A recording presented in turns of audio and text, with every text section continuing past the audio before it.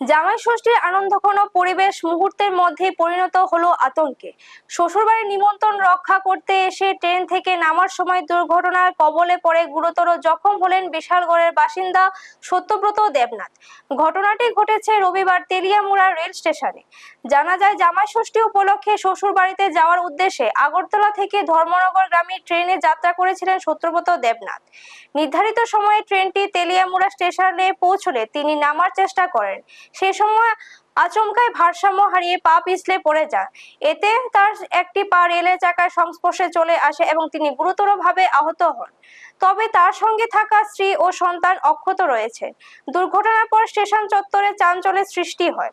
স্থানীয় যাত্রী ও উপস্থিত মানুষজন দ্রুত আহত ব্যক্তিকে উদ্ধারের চেষ্টা করেন। খবর পেয়ে তেলিয়ামুড়া দমকল বিভাগের কর্মীরা ঘটনাস্থলে পৌঁছে তাকে উদ্ধার করে তেলিয়ামুড়ার মহকুমা হাসপাতালে নিয়ে যান।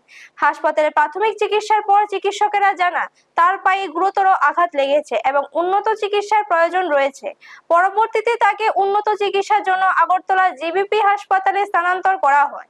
জামাই ষষ্ঠীর মতো একটি পারিবারিক উৎসবের দিনে ঘটে যাওয়া এই দুর্ঘটনায় পরিবার ও আত্মীয়স্বজনদের মধ্যে উদ্বেগ ছড়িয়েছে। একই সঙ্গে এই ঘটনা রেলযাত্রার সময় সতর্কতার গুরুত্ব আবারও সামনে এনে দিয়েছে। ব্যুরো রিপোর্ট, নিউজ তৎকাল 24। वही लास्ट ट्रेन से आगरतला থেকে ধর্মনগর है ना तेलंगाना नामते गया है तो नामते गया ওই সিঁড়িটা কেন পাউডার ঢুকিয়ে গেছে। তো কি নাম হয়েছে? নামটা হচ্ছে সত্যব্রত দেবনাথ। কান্যাবাড়ি হচ্ছে বিশালগড়। হ্যাঁ, কান্যাবাড়ি বিশালগড়। এখানে কলেজ তেলেঙ্গানা কলেজ বেড়াইতে আসছিল।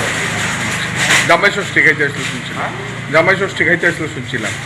না আচ্ছা, তো এখন কেমন মানে ওখানে তাকে ও পাটা ইঞ্জুরি হয়েছে।